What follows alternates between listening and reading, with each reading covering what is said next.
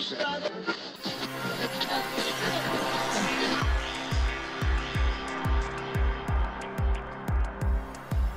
this is Leon Poe, man. You listening to Causeway Street Podcast. What's up, y'all? This is Kenny Anderson. Y'all listen to the Causeway Street Podcast. For all you new listeners out there, I'm your host, Joseph Pavone. I'm joined as usual by my two co-hosts. I'm Sean Dutra. What's up? Yeah, like talk about walks yourself. on the bee. There you go. Joel Pavone. What up? I'm a Pisces. The most romantic. Leads off with that. The most romantic sign in all of the zodiac. Oh, You couldn't tell by my voice already. oh, Sexy. But I'm the producer of this ensemble that we call Causeway Street. In case you missed it. Hey, Bill Walton here, Celtics 1986. You're listening to the Causeway Street Podcast. Yeah, come here for nothing but the truth. This is where dreams come true. Thank you, Boston, for my life. where are we going? You guys are such homers. It's your boy Terry Rozier. You're listening to the Causeway Street Podcast. Now listen to my boys Joe, Sway, Joel, and Sean.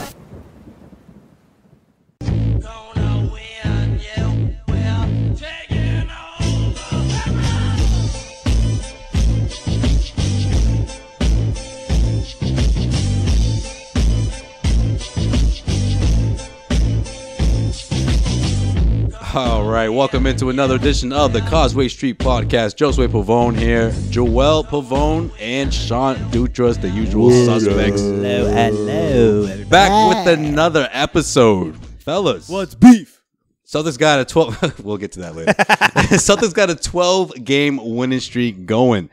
The longest winning streak for Brad Stevens as the NBA coach. And the last win is easily the most impressive one over the Raptors. 95-94. No Kyrie Irving. Al Horford was back in the lineup. But the fact that these guys knocked out the Toronto Raptors, I think, speaks volumes for how, not only how deep this team is, but how valuable Brad Stevens is, guys. What did I say before the season started? Who's the MVP of this team? Kyrie Irving. Remind me. I forget what I said. No, I don't think it was him. What did I, Joel, who did I say was the MVP of this team? No, he Danny said Ainge. Shemi Ojeleye. You guys are assholes. It was Brad Stevens. Shemi Ojeleye. One word. Brad Stevens is the reason why this team is successful and is going to be successful. The biggest reason why, I should say. The biggest reason why this team is successful, because he gets the best out of his guys. He implements a system where everyone succeeds. And that is the reason why the Celtics still have this winning streak riding strong past the Toronto Raptors. Except for Nader. I don't think he can get the best out of Nader. No, Nader, he's gotten the best. This is the best out of Nader. Nader just sucks, man. But, And Yabu, yo. What's good with that dude? yeah, I don't know. You guys are not helping my point here. Sorry. I'm going to say, I am going to... Okay, when you made this statement, we did not know that Gordon Hayward, Kyrie Irving, Al Horford would all miss time. So you can't just go back now and be like, oh, the best player is Brad Stevens. Obviously, if you told me the Celtics would win 12 straight, what is it, 12 straight? 12 straight. 12 straight? Bro. Get it together. I can't even, my mind. 12 straight. Sean, you're missing the point, When though. I said 12 and 2. wait. This further proves my point. Okay, That's it further why. proves. No, it just now starts to prove your point. Before you said it, I would have said no, it's Kyrie Irving. No, right? because let's remember a couple episodes ago, right? 1 and 2 start. You're like, this team is not winning any more than 45 games. You know, Gordon Hayward was a big blow to this team. I threw the dirt on him. You know what I mean? So after 12 straight wins and different players like Al Horford, like Kyrie Irving, like Jason Tatum, Jaylen Brown, the two youngsters that everyone was thinking there's going to be way too much pressure on these guys after Gordon Hayward went down. They're both performing at a high level. Well, I was talking about injuries, but yeah, I agree with you on that. I was talking about like that. We didn't think at any other point of the season that the Celtics would still be able to pull out wins without guys like Kyrie Irving, like Al Horford, like Marcus Morris being out and still being able to pull out wins behind the young guys like Jason Tatum, Jaylen Brown. Yeah, sure. I mean, right now, if you want Terry to Rozier. Right now, even Marcus Smart missed some time too. Yeah, if you want to say Brad Stevens is the MVP of this team to this point, 1,000%. That's not what you were saying before. You were saying Kyrie Irving was the guy. Yes, I'm saying right now, looking back on it, yeah, by the end of the year, it's going to be Kyrie Irving. I mean, let's be honest, because we'll see. Okay, let me ask you this. Oh, I'm sorry, man. She's got to go, bro. Let me ask you this. The Cavs. Let me ask you this. So they took a huge blow when they lost Kyrie Irving, right? Kyrie may come back soon, may not be 100%. How long can the Celtics maintain their level of play without Kyrie Irving on the floor? Well, if you're talking about just Kyrie Irving, yes, that's what I'm talking about. okay, they can still win games because they One proved more, it. I'm going to say, just They proved not to it. ruin your segment, Sean, but I'm going to say one more win, but they're going to need Kyrie Irving for the next one. I don't care about the streak. I'm not talking You're about saying the in streak. general. I'm saying in general. Is this team, if Brad Stevens is the MVP, this team can continue to play long stretches of time without Kyrie Irving? Do you believe that? I do. And be successful? I do too. And be successful, yes. Really? I think they'll drop games against some of the elite teams. I think that, they're going to come down to the wire. I mean, let's face it. I'll be honest. This game could have went either way. I mean, you had two DeRozan jump shots that could have gone. He's hit that shot And 8 out of 10 times. And the Hornets game. Throughout his career. And the Hornets game. That was a comeback, come from behind. Down win. 18 without Down Kyrie. 18. And Al Horford was out in that game. Yeah. But at the end of the day, though, it was the end result was these guys coming together, unsung heroes, guys like Shane Larkin coming in that Charlotte game, guys like Terry Rozier, hitting big shots down the stretch. Two big 3-point shots that Brad Stevens talked about after the game, saying that they were probably the two of the most important threes of the night. I mean, in terms of momentum, these guys are so dialed in that from the starters down to the bench unit, every single person is dialed in and tuned with each other. I just feel like all that has to do with Brad Stevens. And the biggest reason why is because it's the approach. Brad Stevens' approach from the beginning of the season, even before Gordon Hayward went down, even before Kyrie Irving went down. What did he say? Defense. This team is going to be, the defense will lead to the offense. The elite defense. What's the first thing he said at media day about Jaylen Brown?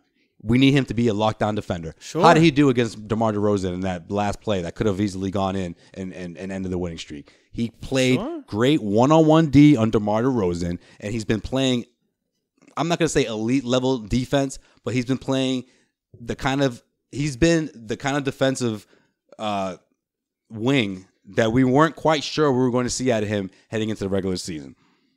So you're giving the entire defensive effort by the Celtics credit to Brad Stevens. 100%. He's got guys crashing boards now. I mean, yeah, look, I think it's a different makeup though. I think you just went out and got a different type of team. I mean, you look at a Baines, you look at a Marcus Morris, like these guys. Hey, motherfucker. Yo. Jeez.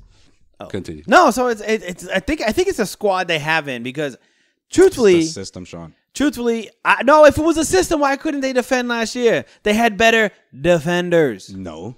They had better defenders?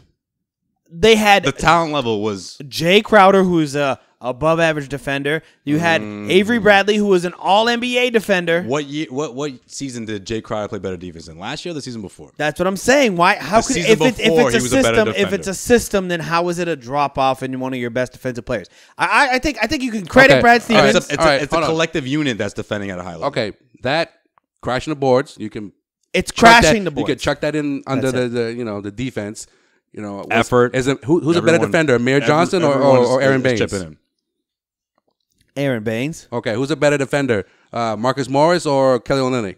Come on, man. That's fucking I could go down the line. I could go down the list there. All right, so thank you. Okay. Thank you. Yeah, then. that proves Sean's point. Thanks, Joel. Yes. Also, they're better rebounders than each of those people you told too. Okay, so that's part of the defense. So, okay, That's you have that's- improved. No, but you see what I'm saying?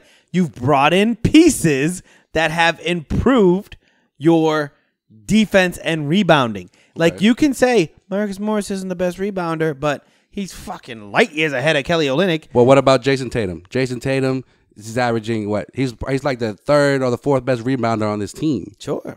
I think And Tatum's made really big strides. Terry Rozier is one of the best Rozier's rebounders been on a- this team. They're fourth in rebounding right now. Yeah, And yeah. the best defensive team in the NBA. So I'm not gonna say that Brad Stevens hasn't done wonders with his team because he 100% has. it's only cutting him short, man. I'm Cutting him short. I'm sort of just pissed that like the way the season has played out has by default made you right.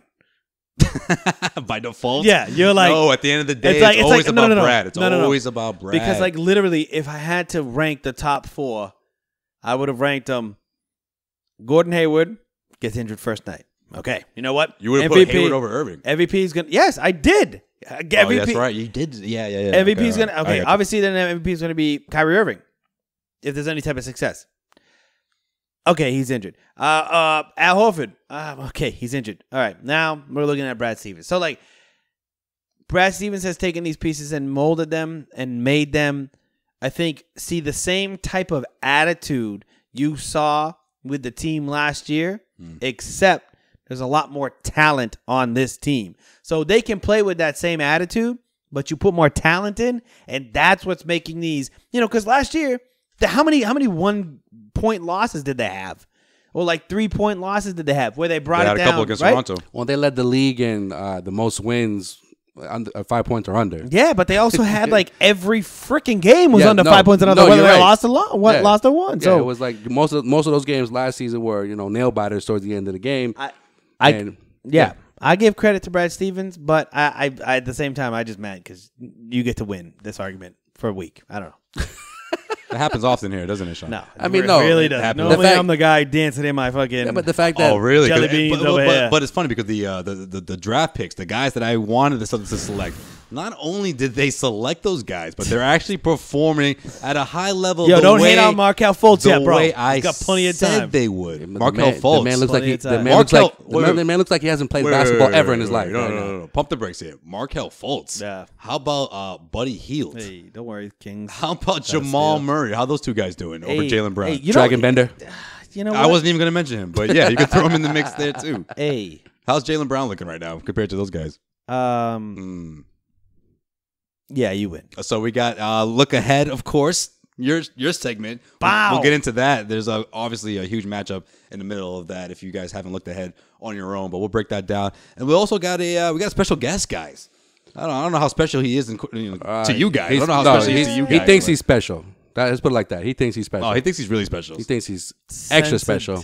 I mean, the guy. Sensitive would be the word. He's really in his feelings right now. So you know what? He wants to chime in on his thoughts about the Causeway Street Podcast and how we do things over here. He's Lou Merloni of WEEI. If you guys haven't noticed, he's been hasn't said the nicest things about us on Twitter. Utility Lou! Nor has he on the radio. Straight angry Lou. Angry Lou. Fucking relax, guy. It's gonna be okay. Don't worry. You'll get through this. Okay, you'll get through.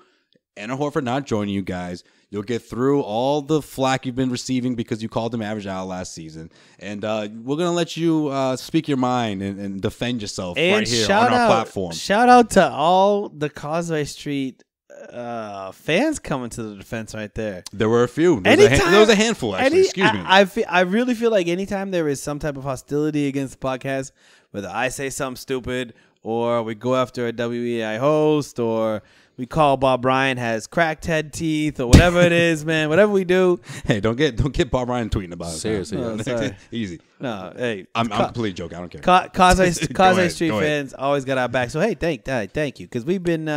Shout out to those fake Twitters too that are giving us shit. Oh, the burner accounts. What you mean? What you mean? Shark Week? I don't know who it is. Shark Week. Shark Week takes the cake. My guess is 0 followers. I don't think Lou Merloni hasn't would tweeted do in that. 2 years until a couple months ago. I think days ago. I think that's a producer's burner account. Yeah. I think that's a producer's burner account. You mean fuckboy? You think Lou's gonna take the time out of his day to create a burner account? That's 100%. You mean fuckboy Paul? Yeah, what's that guy? Fuckboy Paul? That's his name? Paul Chartier. Fuckboy Paul. I'm gonna call him fuckboy Paul. He wants to call his fanboy podcast Fuckboy Paul. Fuck you. He thinks that those guys that he produces actually gives a shit about what he does. He literally first off, shout out to Sway for making the under 30 Latino most influential crew in Boston. Thank you guys. I'm leaving that event, the VIP event that we were all there, and then guess what? I get a tweet from Shark Week saying, "Oh, you guys must not know anything about blah, blah, blah, blah, blah." Hashtag fanboy. Oh, it's funny. The same hashtags that literally the same language that people from EI have been using. Yeah, so or Paul has been using. Paul has been using, right? So it's probably Paul. And wait, ready for this. Look at these guys thinking that I'm going to use a burner account. I would never use a burner account on a podcast like that. That's exactly what the fuck he's going to say, too. You watch that shit. But what we know is fucking you. Just fucking tweet us. What are you in your mom's basement recording the podcast? Blah, blah. Get the fuck out of here, dude. Get the fuck out of here, bro. You wish you had shit. Fuck you. That's all I got to say about fuckboy Paul. But anyways, let's get Lou on the phone. Let's get to it, guys. He's been patiently waiting on the phone He's the former Red Sox infielder, co-host of the OM Efforts on WEEI. And boy, has he been flapping his gums on Twitter and on the air. He is Lou Merloni, and he joins the Causeway Street Podcast. What's going on, Lou? What's up, man? What's on your mind? What's on your mind? No, I'm good. I like watching Aggressive Al, and like how everybody pretty much admitting that I was pretty much right the whole time. So this has been a fun couple of weeks for me. I like it. Did you say Aggressive Al? Is this a new thing? Yeah. Oh shit! Oh, so you just swapped it down? Okay. No, this is. I mean, he's always going to be Average Al. I mean, the nickname is never going to go away. It's always going to stick. But see, you guys, your uninformed opinion of what I really think. You're going off of articles from like guys that sell candy for a living, and other people yapping their gums. And really, nobody has any clue what I think about the man other than what I call him, and it's a great nickname. Why would I ever get rid of Average Al? Well, I mean, Lou, at the end of the day, it's not even about the actual name that you put on Al Horford. It's about the fact that, like, you just been, well, it's a little bit about that, but it's mostly about the fact that you just been, like, crying on the air, dude, over and over. This has been 3 weeks, Lou. For 3 weeks, you've been whining about, oh, Anna, you don't listen to me. You just read what you see on Twitter. Come on, man. 3 weeks? 3 weeks. And then now you have you throw us in there. I've done nothing but react. I've done nothing but react. I mean, you guys had Anna Horford on and talked about me. So what am I going to sit there on my own radio show Lou, and not react to it? For 1 minute, we legit asked her a question that we kept it moving, and you guys aired every second of that minute. Every second of that minute. It was fun. You do understand what we do for a living, right? Like if somebody starts talking trash about us, then we're going to come back because it's good radio. As a matter of fact, I didn't even call Average Al all year long until Kyle Draper went in the pregame and started yapping his gums with fake news, getting Scalabrini all in there, telling him a bunch of bullshit and what my opinion is. And then that thing blew up. So what we do is we play that sound and we react. And then Anna Horford starts tweeting and we react. A candy salesman writes a story about me and I react. You do a podcast about me and I react. That's it. Yeah, that's what we do. Who's the candy salesman, bro? It's Patrick Gilroy. Oh, yeah, Gilroy sells candy for a living. Sorry. He does. He's a lollipop salesman. I swear to God. But it's one thing if the Causeway Street Podcast, came at you. We just asked a question to Anna Horford. She responded. And we kept it moving. Like you're bringing us into it as if we're like, get him, Anna, get him, go after Lou. We weren't even doing any of that. You know what I'm saying? And I get it. For 2 straight days, though. That's good stuff. Yeah. Why not? We're gonna do it all. We're gonna do it all year. I mean, I'm okay. Play this kid back too. I'm okay with it. Hey, we're getting free pub over here down the EI, but I mean, I'm not gonna lie. Here's my thing, Lou. Okay, here's my thing with the take. Right. So you want? Let's go. Okay. I get that. Like I hear you guys, and you say, why would we ever give up that nickname? Why would we ever give up that nickname? Because it could be marketed. It could be all this. If you're not marketing it, if you're not making any like those T-shirts you guys are talking about, whatever, why do you? If you're not calling them Average anymore, why do you got to stick with the Average nickname? If you drop that, I think you'd see a lot more people be like, you know what, Lou knows his shit about basketball. But we sit here and hear Average Al and go, this guy knows nothing about basketball, man. That's what. See, that's the problem. That's how you guys started off. I thought you started off saying it's not really about the nickname. It's about the opinion on Al. Well, it's all about the nickname. People are so sensitive and protective of Al Horford that they don't like a nickname. Like if I say Average Al is a first-team All-Star, is that a compliment or no? You're upset over the nickname. Well, no, you're upset about the take. No, but okay, but here's the thing, right? If you're gonna call something average and it's not average, why are you calling it average? That's I guess my thing. I heard you guys talking with Anna, okay, and I just read another article about every player praising about how his game has gotten so much more aggressive this year than it was last year. You even admitted that he's playing at a higher level this year than he did last year. 1,000%. 1,000%. He's still putting up the same numbers. The only reason he is magnified this year because of the injuries. So same numbers. I don't look at numbers because numbers wise it's pretty similar unless he's rebounding a little bit more. But he has taken over games this year. He is in big moments. He's turned games around with his defense. It's at another level. His shooting, I've always felt he's a good shooter. See, here's the take. Last year, and admittedly in an article in Celtics.com today, they admitted that in the first couple of months he was somewhat passive. That's when it started. When he was concussed last year. He had a concussion, bro. He was out for 9 games. Had to get reacclimated to the system. And plus, you're talking about someone that was playing next to You talk about someone he's playing next to Isaiah Thomas, who has to have the ball all the time to function in systems. When Avery Bradley missed a month and a half, and they were desperately the worst rebounding team in basketball, I said, can you rebound a little bit more? When they're in desperate need for a second scorer, can he score a little bit more? He had a 5-game stretch where he averaged 8 points and 4 rebounds. That is where it started. And I admittedly said in the playoffs that he took his game to another level. He was more aggressive. He wasn't as passive as he was during the year, and he earned his money. And then I said the exact same thing this year. So all this opinion that you think I have of him is all fake news and made up. Because you're just reading articles and you have Anna Horford on spouting off false shit. Yeah, but Lou, you think that we got Anna on just to talk about you, and that's completely false. I mean, if you listen to the entire interview, again, 1 minute, she said what she had to say. 6 minutes talked about it. Minute 16 to minute 23. I heard the whole thing. I'm good. It's no big deal. I agree. You guys should have done it. Why wouldn't we have him on? News. He's admittedly playing better basketball this year, which is all I wanted him to do. He's continued it since the postseason, which is all I've ever wanted him to do, what he is. But you guys are just upset over the nickname because you love Average Al. Joe, you think that Anna Horford's going to say hi to you next time you're at the Garden. You ain't going to hook up with her, bro. Come on. You just want to be friends with her. Lou. You just want to be friends with her. I get it. Lou, she's been on the program more than once, bro. Okay, so it's not, no. First of all, do I have to explain this to you? Come on, Lou. It's entertainment, Lou. You think I'm literally going to go up to her and say, "Hey, Anna, here's my Twitter. I'm Joe Sway." It's entertainment, Lou. It's a shtick. We're joking around here, and I love how your boy Paul. I mean, did you give him a little pat on the head for that one? Did you say good boy Paul? You really got him there. Probably. You really picked a good part of that interview to air on EEI. Come on, Lou. Seriously, it's a joke. It's funny, Lou. Actually, it's entertainment. Come on, you should know about entertainment, Lou. Believe me, I do. That's what we're doing here right now. But you guys it's really about a nickname. No, it really is. It's nothing to do with my opinion on the guy. No, it's really, at the end of the day, the reason why you're on here is because you called us out. You belittled us. You called us fanboys, which is far from the truth. The one episode where the Celtics are on at that time in a 9-game winning streak, what else are we supposed to talk about? Wait. How would I call you guys out? I've never heard of you before. The reason why I called you out is because some podcast was sent to me, and I listened to it because they said, check it out at minute 16, they ripped you. So I listened to it. On you the really show. think I would have called you out if I didn't listen to your podcast? Lou, on the show. You guys talked about me first. What do you think I'm going to do? Like Gilroy wrote this article. Gilroy writes this article ripping me. So I lean into him a little bit in the radio show, and he acts like I brought up his name out of nowhere. I didn't. He wrote an article. You guys had a podcast about me. I just react. About you?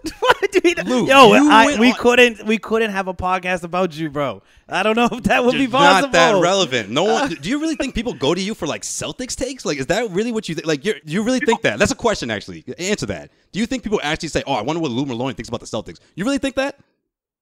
No. So then, why would you be the focal point of our podcast? But anyways, why did you bring up? Well, listen. You didn't do a podcast on me. That's not what I'm saying. You did a segment with Anna Horford. You did a segment on Anna Horford. Oh, correct me. Then what should I do? I'll tell you. I'm sorry. Okay. You did a podcast in which you brought her on. You brought my name into it. You don't think I'm going to react to that? I would expect you to react to what Anna Horford said about you. Yeah, that makes sense. But come on. Hey, technically, hold on. Uninformed opinion, because you guys have her on and you speak the uninformed opinion. So I don't blame Anna Horford first off for reacting to all of this one bit. It's his little sister. I will never disrespect her. I have not disrespected her at all. I agree with that. I haven't even gone back at her at. You disagree with? No, I agree with that. I said I agree with that. You haven't disrespected her. No. Oh, okay. Yeah.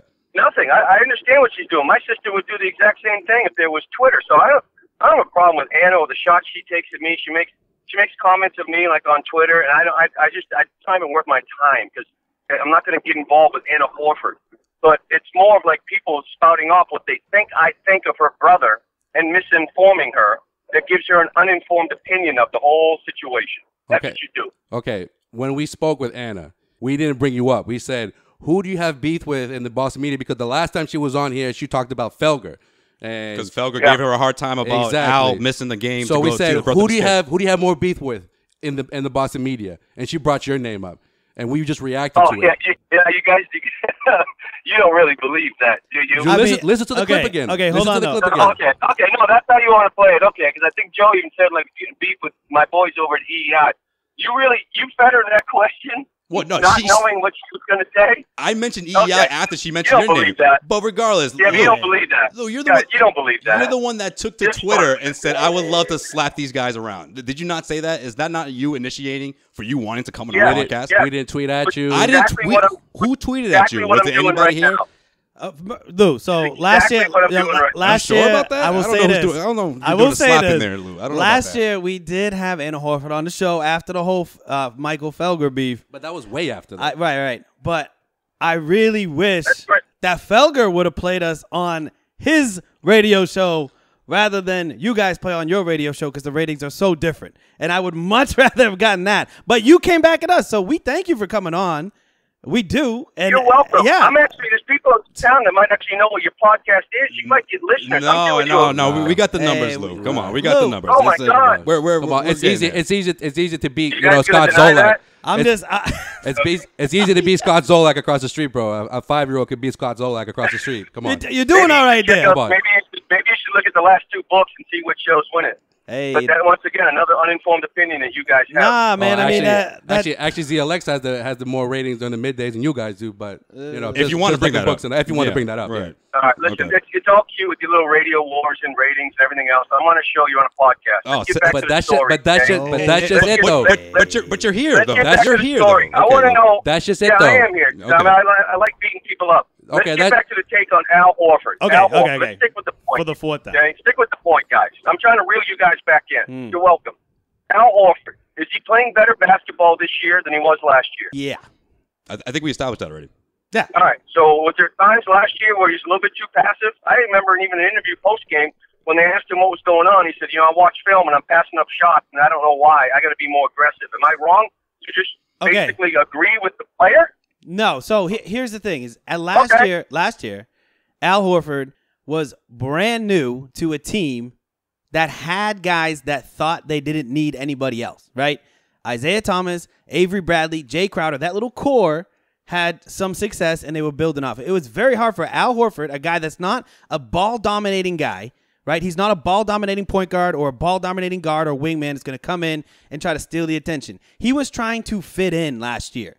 And he fit in very well last year, even though the numbers may not be there. Right? His presence provided open shots for Avery Bradley, Jay Crowder. It was all had career numbers last year. And I think if you look at it from a basketball perspective, Lou, all right, the pick and roll got way better as the year progressed. Why? Because the pick and roll takes a little bit of time for a guy who's a big man who wants to pass the ball, who wants to be a facilitator, to work with a guy who. And Isaiah Thomas is a very ball, he's not to call him a ball hog because I don't like to say that because he passed the ball last year, but that's not in his nature. So that click took a little bit to happen. We should have all expected that. Well, now I will say I will not who's the more ball dominant point guard, Isaiah Thomas or Kyrie Irving? Isaiah Thomas, 1,000%. Especially this year. If you want to talk about last year compared to this year, no, I'm not talking about Kyrie this year. Irving. I'm talking about in the past. Kyrie Irving has been a more ball dominant point guard. No, you can't say that because because he played with LeBron. He played next to LeBron James. He played next to LeBron James. Most people who know the game do, because that's all that they were talking about when he came to Boston. How will it work? Brad Stevens is ball. They like to move the ball around the perimeter, and Kyrie is a ball-dominant point guard. He likes to go one-on-one isolation game. He doesn't do that in the past. You telling me I'm wrong? No, I think you should. We should have seen that he played with LeBron James. That's what they needed him to do when LeBron didn't want the ball. All the offense went through him. Now he's the leader of a team that has multiple options. If you had Gordon Hayward, I think you would be seeing even less of a ball-dominant Kyrie. He came in with a different attitude this year, and I think us expecting him to just be a ball hog, even though when he was a rookie before LeBron, if you want to go all the way back there, he was the only dude on the team. So he's going to be a ball hog, right? When he's 19 coming into the league and he's got skills, he's going to be a ball hog. In the fourth quarter, when LeBron's not doing anything, he's going to be a ball hog because he's their only option. Now he's on a team. But all I know is that he was. Okay, he was. So now he's on a team. He's put in, And I think this team is more talented. They have more talent. They're younger, but they have more talent than last year's team. But Isaiah Thomas, you could say that. Isaiah Thomas, Well, go ahead. I think Isaiah Thomas is a more ball dominant point guard because he is less skilled than Kyrie, right? So for Isaiah Thomas's strength is having the ball in his hands and scoring the basketball. Other than that, he's 5'9". He's not going to be able to do much other than that, right? So he needs the ball in his hands. We're getting versus Isaiah versus Kyrie. Okay, well, that was the question. Last year, and I'm not, accusing you guys of it, but when I start talking about Horford being more of a rebounder because they need it, being more of a consistent second scorer because that team desperately needed it in my mind. They were too inconsistent, whether it was Bradley, Jay Crowder, whoever it might have been on a given night. I was told that that's just not him. He's not going to be able to get you 10 boards a night. That's just not him. He's not going to be able to get the ball in the low post, which they all credited him last night for creating the low post, which is a beautiful thing to see from Allen, his aggressiveness. Now, all of a sudden, this year, he's doing all these things I was told he couldn't do last year, and now more excuses are coming up because now it was because of the roster. That's all I want to see him, is be aggressive like he is this year because he's dominating some games. All right, well, let me ask you this, Lou. He's in the postseason. Do you honestly believe that guys like Isaiah Thomas, Jay Crowder, Avery Bradley, do you think those guys didn't have their games elevated because of Al Horford? Do you think he had nothing to do with that? The fact that they all had career years. All three of those guys had career years. And he did. And a max player should elevate the game, but it doesn't mean he needs to Does take that a mean he's back seat. average, though? He should still be able to be himself. He should be able to still impact the game when guys go down. He should be able to elevate his game. Give me your criteria of average then. If this guy's able to impact the game so much to the effect that three guys are having career years because of him, because of what he's able to do on the floor, how is that? Give me your criteria of average. You're missing the point. I've already admitted that he helped them elevate his game, but it shouldn't take away from his own. He is a max player, and I'm sorry, but you have to figure in the money. It's okay. You expect him to be a guy, an all-star that you brought in, that when other guys are struggling and other guys are hurt and he's not, then he should elevate his game like he's doing this year, like I was told he couldn't last year. That's the point. Do you want a max player to equal wins, or do you want a max player to equal stats? Because you can throw a ton of money at a quote unquote max player that will not give you wins. Al Horford came on this team last year and elevated this team by about 8 wins in the regular season, and then brought him to the Eastern Conference Finals. Al Horford was the reason why he went to the Eastern Conference. Yes, I've been saying it forever. Okay, then why don't you average? No, he helped them. He helped them elevate that team to the Eastern Conference Finals. You talk about max players earning wins. Lou, if Al Horford went to Sacramento, how many wins do they win? How many games do they win if he goes to Sacramento? Think it's anything to do with the team around him as well? Yes, he elevated him, and he was the difference. And that's why I started giving him props in the postseason, which you apparently have never heard. All right, yeah, I know. I definitely haven't. You brought it up earlier, and I remember when Kyle Draper brought this moniker again this year, which I don't know why he did, because he hasn't been playing like that, according to you, since before last year's playoffs, correct? Kyle Draper went on TV pregame with set Scal. Yeah, I remember. I watched and that. said that Lou Merloni still calls him average, and Scal said, well, he had to have stopped calling him, an average player in the postseason, and Drape says no. And that's when it started. I'm like, that's a lie. Because I had a conversation with Drape 5 minutes earlier and saying in the postseason, he was not average. He was outstanding, and it was the reason why they got him the Eastern Conference. And because of that, this whole thing is taken off. And nobody knows what I think of Al Horford, including you guys or anybody else. And this thing is taken off. I'll never stop calling him average because I think it's a great nickname. But it's not how he plays. That's the bottom line, and you guys can't figure that out. But Lou, the criteria that the description you're giving us of what Al Horford did last year, it just doesn't sound average. You're agreeing that he elevated three of the best players on the Celtics team, or three of the most important players in Jay Crowder, Avery Bradley, Isaiah Thomas. You're saying that, Sean made up a good point, the fact that they won over 50 games. I mean, I don't see anything average about a player who provides that sort of production. I just don't. If you want to talk about the money, okay. If you want to say he's overpaid, okay, fine. But average? To me, average is that criteria is for somebody who, I don't know, someone who comes off the bench or he came in and helped, six but option. You got to understand it. Why do you think what's the reason why Al Horford is rebounding the basketball more this year? You guys know basketball. What's the reason? I think it has a lot to do with the fact that he's gone through 1 year in Brad Stevens' system. It's a brand new team, 11 new players. Gordon Hayward goes down. He's just sort of taking the initiative, and I hate to say it, but he's just better alongside Irving than he is alongside Thomas. They also have Aaron, a lot to do with it. They also have Aaron Baines. They have it. actual presence in the center where Al has been sliding over the overall as a team, they're averaging more rebounds than they have in 15 years. Okay, you were right. Aaron Baines is one of the big reasons why he's rebounding better, correct? Is that average Aaron? No, so Aaron Baines he's elevated. He is average. He's average. He is average. You want to call him average? Well, how can you say he's average when he's elevating Al Horford's game?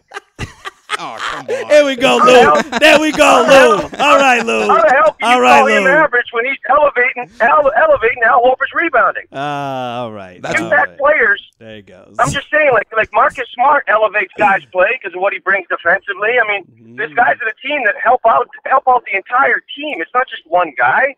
I mean, he helps.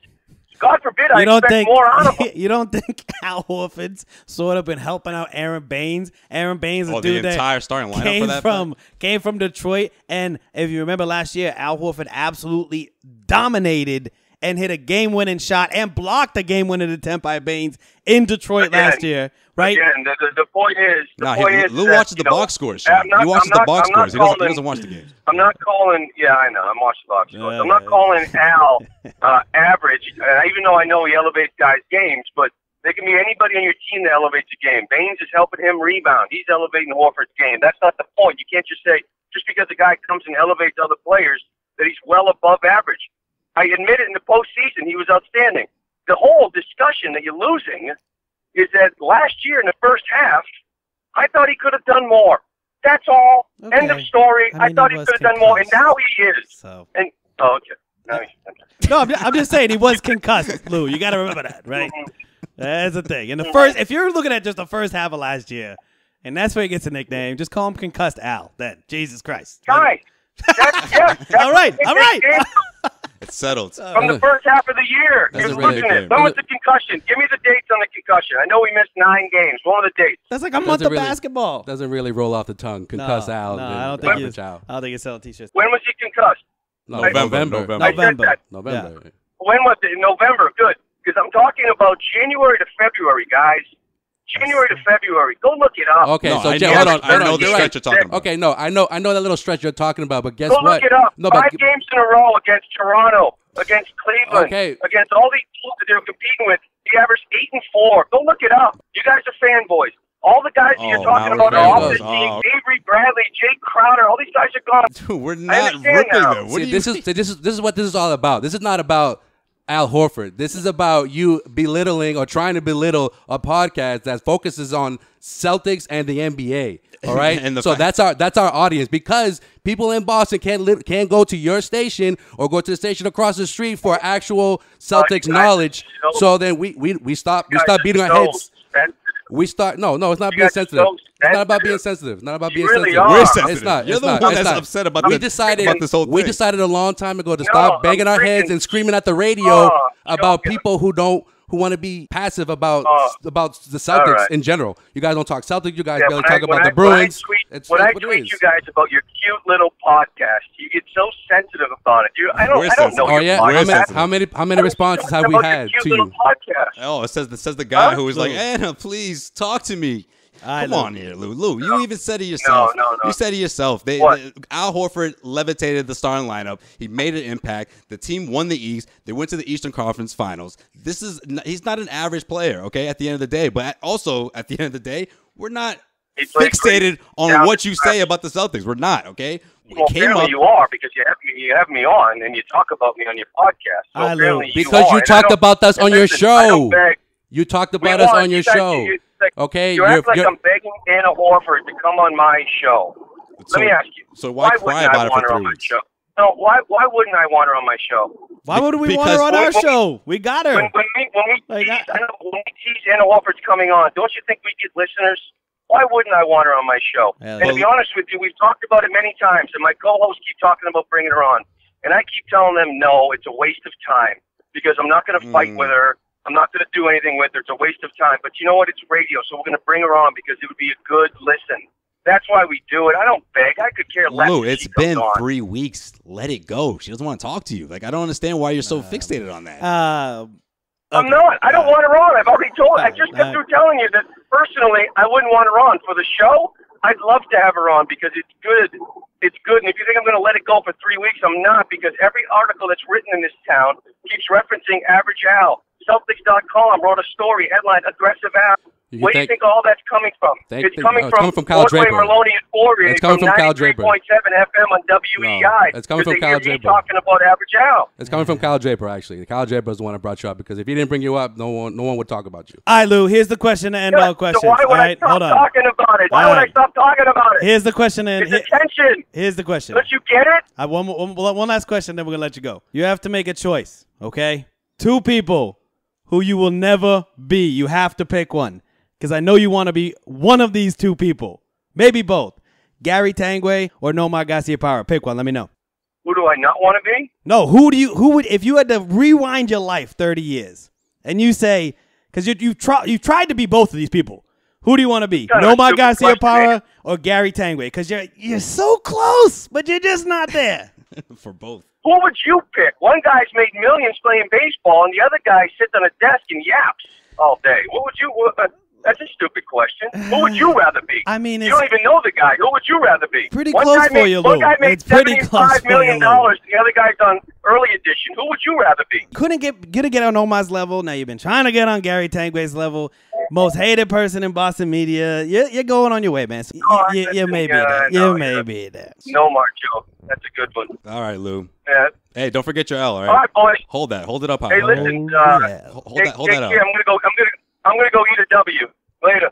Oh, okay. Yeah. Suck that L, Lou. Suck that L. You're welcome, Lou. Here's some more content for you for the rest of the week. There you go. You can talk Causeway all week now. Causeway. Remember the name. There you go, guys. You're welcome, Paul. There you go. You got some more content for your show. You can talk Causeway more and more for us. You know, you can keep complaining about us like you've been doing. You know what? Now they have the whole week, fellas. You know, they got a whole week to talk about Causeway Street. Said, fuck free that. pub, free pub. Lou said they'll be using it all year. So, you know, shout out to all the Celtics fans that actually listen to that show. There'll actually be content about the Celtics on that show now because of us. I mean, I think, actual Celtics fans that listen to that show, probably like 14, dude. 14 tops. Oh, you know what? And if you count out the people that are over the age of 55, you'll probably get about 4. And 3 of them are sitting here because we've been listening to our own podcast. So who knows how much that has done for us. But anyways, good old Lou. Good sport, Lou. Good sport. That was great. I love that. All right, let's do it, fellas. Let's look ahead. And this edition of Looking Ahead is sponsored by DraftKings.com. Get out of here with all these other whack fantasy sites. They're trying to get a one-day fantasy league. Go to DraftKings.com. The original. Put your fantasy knowledge to the test. Win some huge cash prizes every night. If you're not playing DraftKings by this point, you're probably missing out because there are so many ways to play. Choose from public contests, huge cash prizes, and private contests when you compete against your friends. They've even got beginner contests for Sway, beginner, or the casual fan over here like Joel. They're not on my level over here, so they're going to get in those ones. But I will be in the expert contest trying to win some big money. So you and Joel can probably play on those beginner levels as I'm on the expert level over here. The best part, you get to draft a new team every single night. And drafting a team is arguably, in my opinion, the best way to play fantasy sports. The only thing better is winning cash and doing it. So everybody out there, get on DraftKings. Like I said, F those other sites. Get on DraftKings. Use code CLNS to play free with your first deposit for your share of $10,000 in total prizes tonight. Don't wait. Use code CLNS at DraftKings.com now. Choose your lineup, and you can seriously cash in tonight. Again, that's CLNS only at DraftKings.com. The game inside the game. Well done. There you go, Sean. You knocked that one out the park. Hey, and fuck you for calling me out. I don't appreciate that. Hey, you know what? Maybe if you weren't a casual fan, you'd be better at DraftKings. Casual fan of gambling? Of gambling?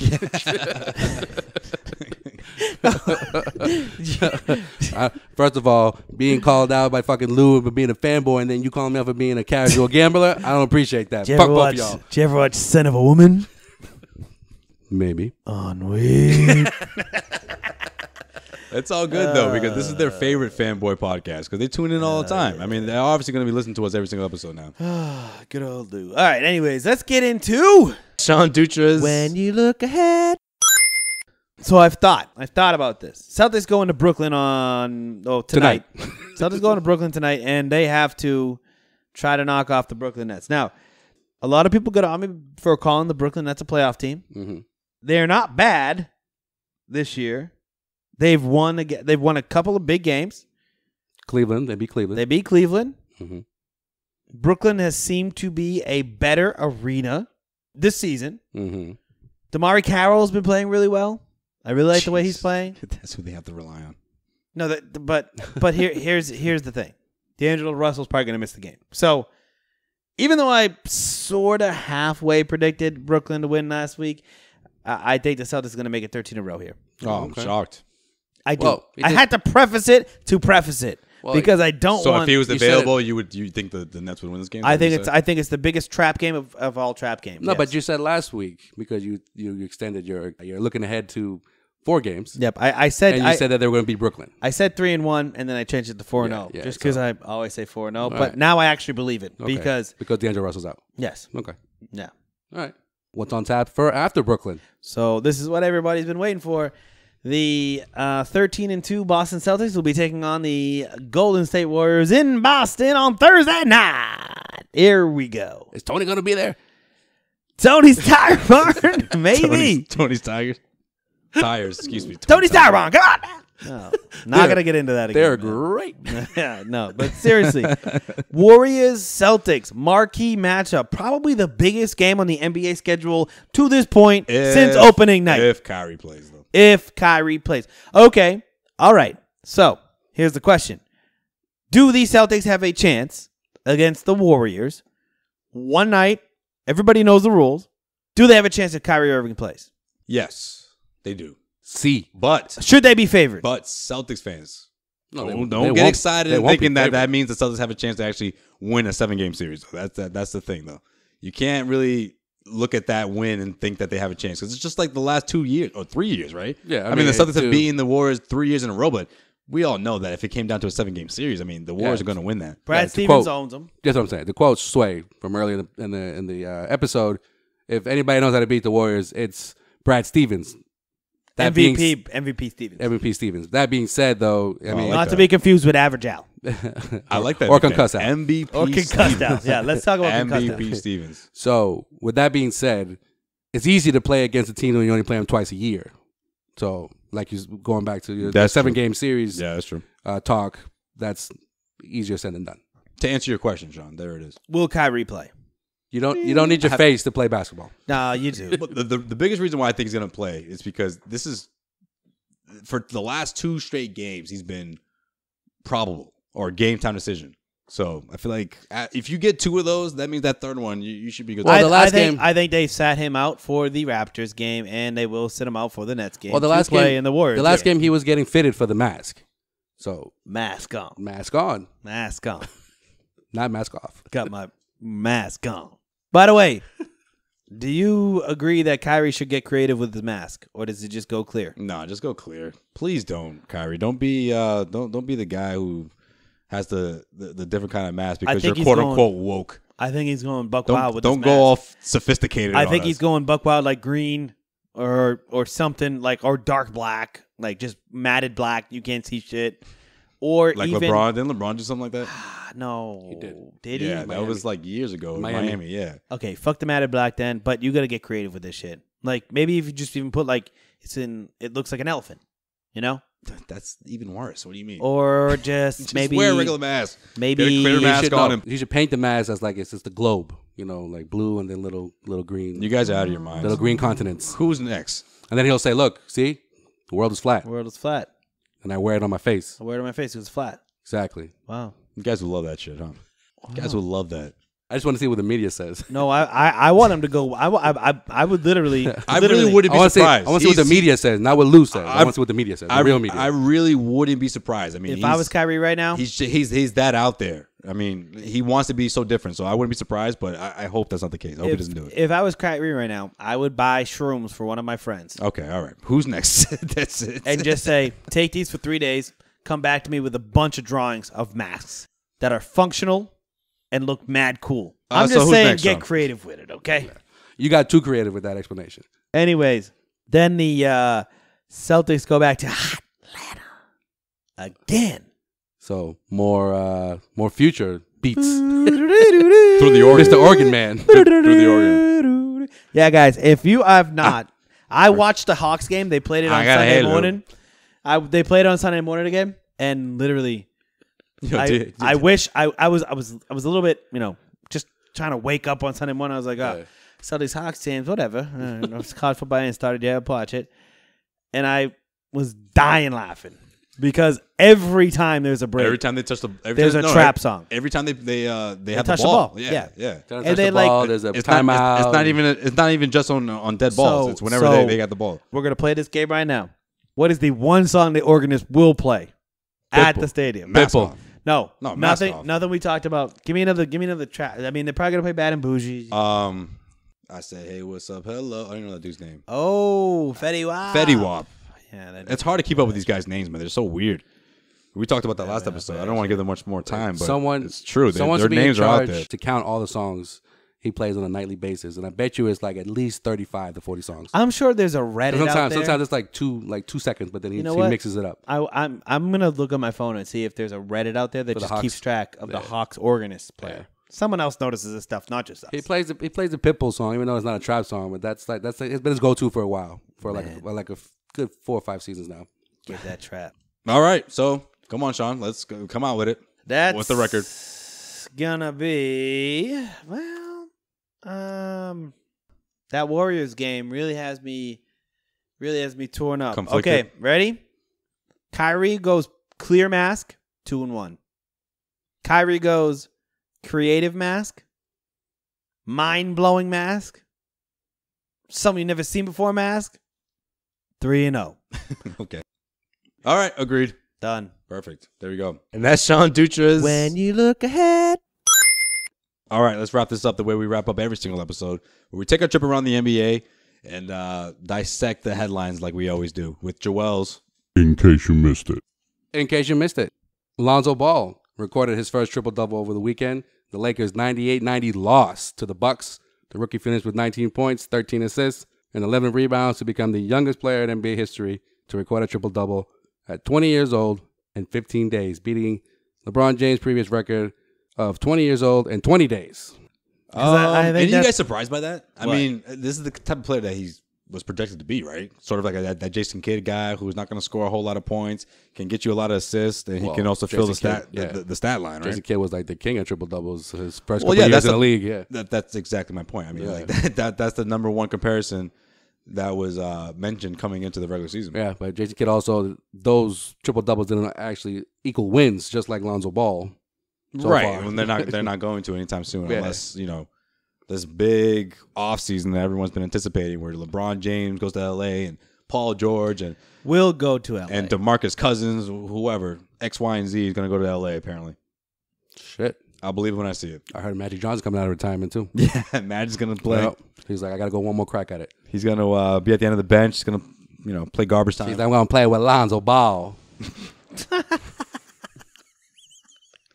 Magic Johnson coming back out of nowhere, dude. Just whips off his fucking suit and has his jersey on, and everyone's like, oh, that's weird. Magic Johnson's got a jersey on. No, I'm playing. Everyone's just like, dude, you're like 400 pounds. Like, you got AIDS. No, he doesn't have AIDS yet. I told you this already. Listen. I don't think he ever had AIDS. You're right. He has never had AIDS. He's never had HIV. He's HIV positive. I don't think he's ever been HIV positive either. How about that for a conspiracy theory? Drop that.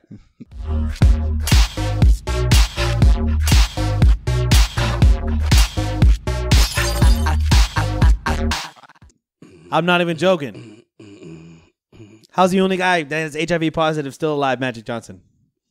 His bank It's been account. 30 years. Okay, Magic Johnson didn't make that much money, though. It's been 30 years. He's made more money than other famous people who've died from HIV? No. Oh, wait, 91. Has it been 30 years? 91. Yeah, this motherfucker's still alive and still buying shit and fucking coming out and playing for the Lakers. Because they probably need a hero. They need a spokesman for AIDS. That's what it is. So Magic Johnson probably got in some trouble, and then they said, just pretend to have AIDS. Everything goes away. Pretend to have AIDS.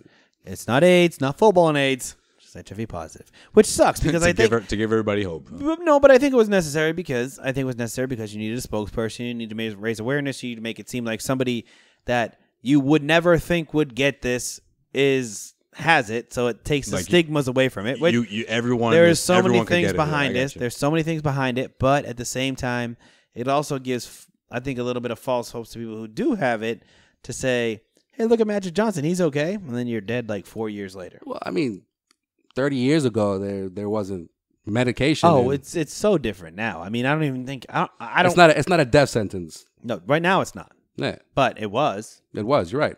And Magic Johnson, quote unquote, got it. He has money, man. He was testing out drugs before anyone else was testing it. He was like, I want all the new drugs before anybody hears about it. And none of them had bad side effects. Just so it worked out that way. They probably did. They probably did. He just doesn't talk about it. Yeah. He probably was throwing up. Oh yeah. So Magic Johnson bleeding from his asshole. Who knows? You never know. Oh, Magic Johnson doesn't have HIV, but that's okay. That's for today. That's for today? Yeah, that's for today. I was gonna say it's for another day, but yeah, fuck it. What the hell was I believe in it. He's gonna say that's for another day. That's for today. That's for right now. I believe in that 100%. All right, what else you missed? All right, in case you missed it, Rudy Gobert is out for 4 weeks due to a bone bruise suffered in Friday's loss to the Heat, where the Jazz center collided with Miami's Dion Waiters, calling the play dirty afterwards. Waiters responded with, and I quote, "I've never been a dirty player in my life. I went for the ball. Tell Rudy to get out of his feelings, and that's what it is, just like that." End quote. Rudy Gobert reminds me of Lou Merloni, how sensitive he is. Question: should the Jazz try to tank now that Rudy's out for a good month? Were they not before? Yeah. No, I mean right now. I don't think they have to wasn't try. that their approach? I don't think they have to try. Now that Rudy Gobert's out, like they don't have to try to take. They're going to suck. And if they don't have Rudy Gobert, they're going to blow. Like the big one. Okay. Profound. In case you missed it, Dutra's boy, D'Angelo Russell, he's set to miss several games with the left knee contusion as well. The Nets, who will play the Celtics tonight, will be without, other than Russell, Jeremy Lin, and Dutra's other boy, Spencer Dinwiddie. He is my boy. He is out with a sore hamstring as well. Shout out to DraftKings. He's been my boy all year, making that 20 points for money. We'll make sure you not put him in the lineup because he's also out. Okay. All right. Good to know. So Dutra, I gotta ask for your, for the playoff bound Nets, in your opinion. Yep. It's gonna be tough for the next few weeks. Do they stay afloat, or are they're still gonna make the playoffs even with this little bump in the road? So I've been their backcourt is hurting right now. I've been reaching out to Spence and Jeremy, Jalen, and D Russ. I'm talking to them all, right? He's averaging 21 points so far. He's been balling. He's balling in the East. There's a little guy on the bench named Isaiah Whitehead that's about to come in and save the day. Damn, you really do know your Nets, huh? Yeah. Isaiah Whitehead's about to get that. All these years, the Celtics have been wanting that team to tank, but you're like, no, they're making the playoffs. About to get that run. He's about to get a run. He can carry the game. He can carry the team. About to get that run. He can carry the team for 3 games. If they have to go more than 3 games relying on Isaiah Whitehead, then they're screwed. But he can score. He can score. All right. Seton Hall alum. Shout out to Chris. Cool. Well, in case you missed it, Kyrie Irving did travel with the Celtics to Brooklyn after his facial fracture that he suffered when Aaron Bayenes decided to elbow Kyrie in the face, cause of a massive nosebleed. So it was determined that he did have the fracture and no concussion for Kyrie. Okay. First off, what do you think he said to Kyrie? Yeah. He's like, sorry, mate. That was it. Oh, do you think he just never mentioned it? Maybe. Who knows? I don't know. I think he said, but he probably said. Well, I couldn't think of one elbow in the NBA that I would rather be hit with. I mean, that I would rather.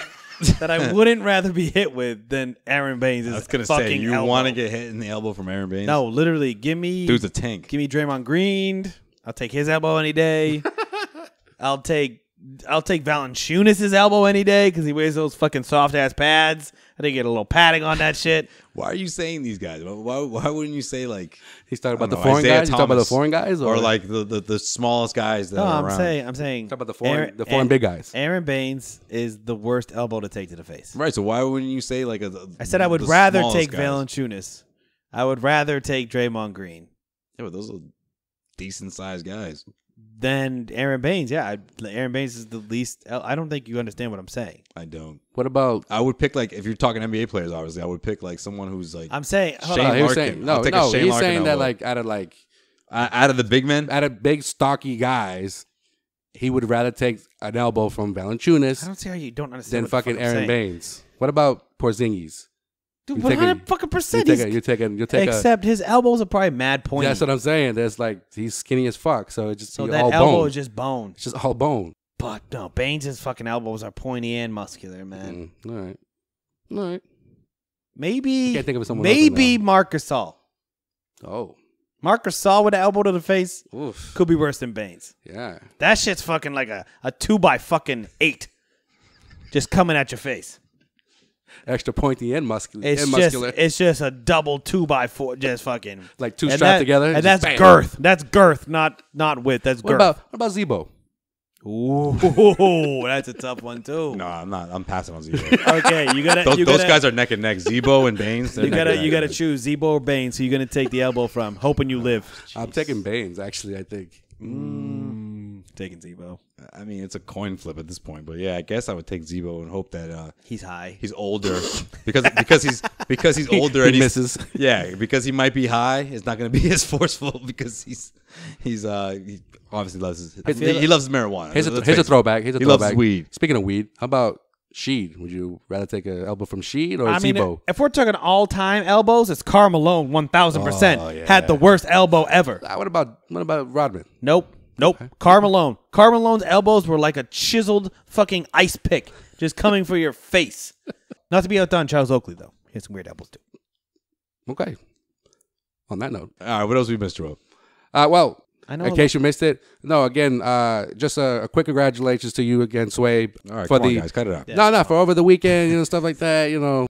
Tell the peoples that they can see some pics from the event, and he's got the trophy, so he can actually see that we weren't bullshitting about the fucking award and whatnot. So Yeah, we made this whole thing up actually. so That would be mad funny if like we just had like videos and shit. It's like we made him a trophy and shit, just make him feel good. we're like in the studio just filming. Like, yeah, we're live here at the event. We just at all the Royale. like check out the Causeway Street Snapchat. Just fucking me like, hey. it's a great ass time at the event. Fucking partied until the wee hours of the morning.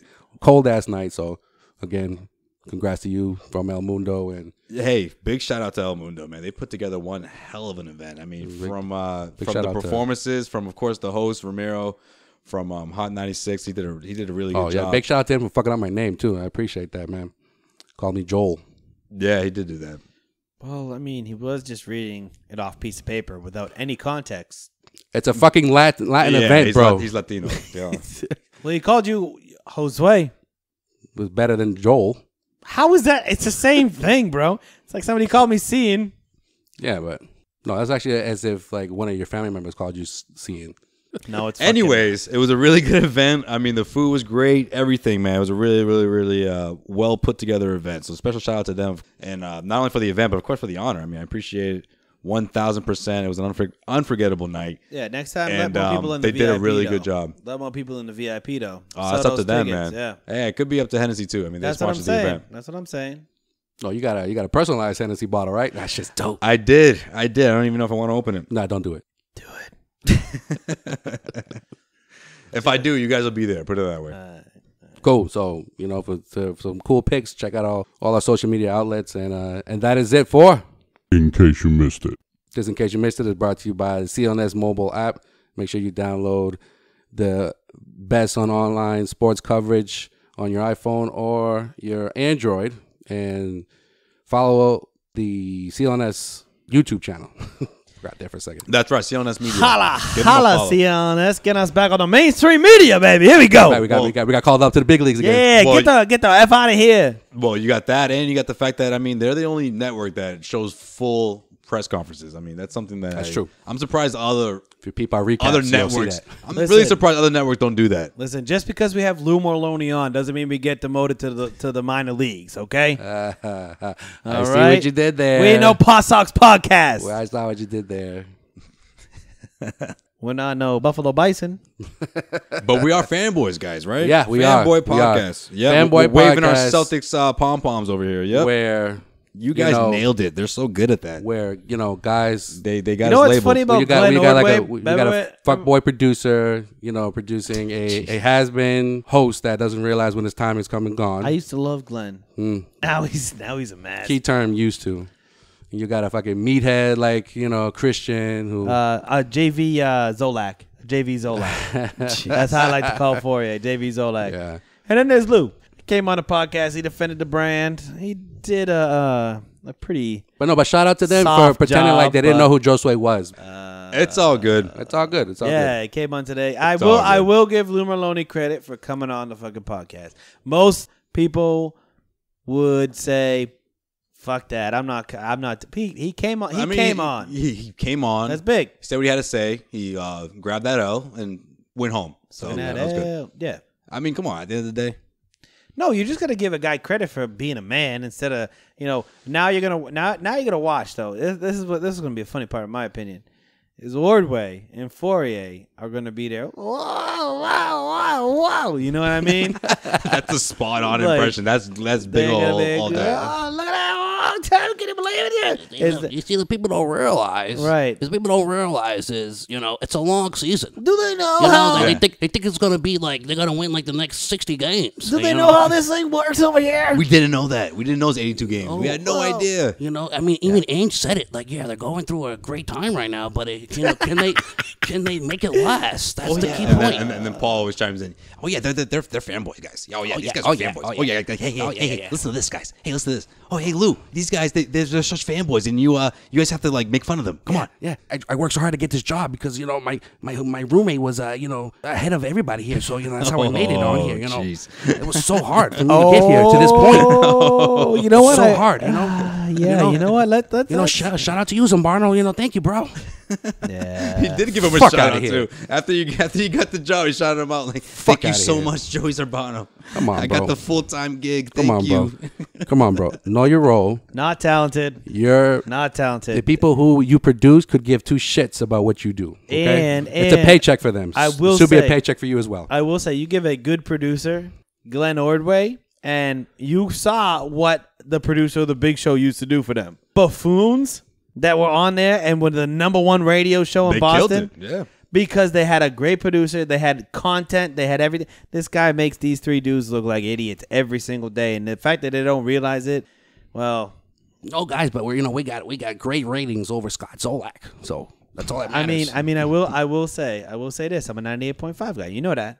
I love Zoe, but it's really Bertrand that brings that show down. Because Zoe will be Zoe no matter what, and Zoe will have a Zoe follower.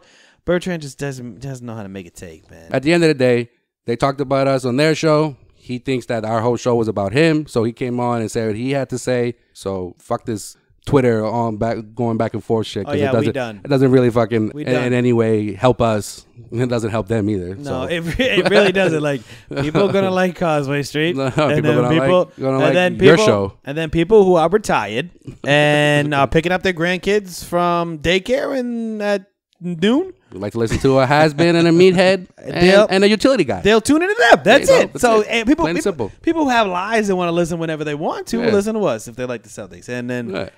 literally, let's play this cut. Wait, the people listen to Lou Merloni for Celtics takes. No. That's right, they fucking don't. So they're gonna come here if they want to get real Celtics news. So let's go. I think we made a nice little Yeah. a nice We little put a bow on it. a bow Put a on bow it. on it. It's Yeah. tied up. It's done. Now we can talk Yeah. about Celtics. Yeah, 'cause And I think we realized a long time ago we stopped yelling at the radio and said, yo, we can have our own voice, use our own voice to talk about things that matter in Celtics, news and Celtics coverage. You're And damn right. there's plenty of other Celtics podcasts that we don't go at them. They don't go at us. Everybody can eat a piece of the pie. And that's how the world fucking turns, man. You just gotta deal with it. Like Lou Merloni and them, they're so sensitive. They can't hear anybody talking. You brought up my name on your podcast, and that's why I'm gonna come at you and blah blah blah blah blah. All right, buddy. Like I've talked shit about literally everybody I've ever known in my entire life, dude. It's just what I fucking do. And that's why you're on here. So take that. Put down your pipe and smoke it. Oh man. All right, guys. We up out of here. All right. Until next time. Don't do drugs, kids. Bye, Lou. Later, guys. Do you think people actually say, "Oh, I wonder what Lou Merloni thinks about the Celtics"? You really think that? No.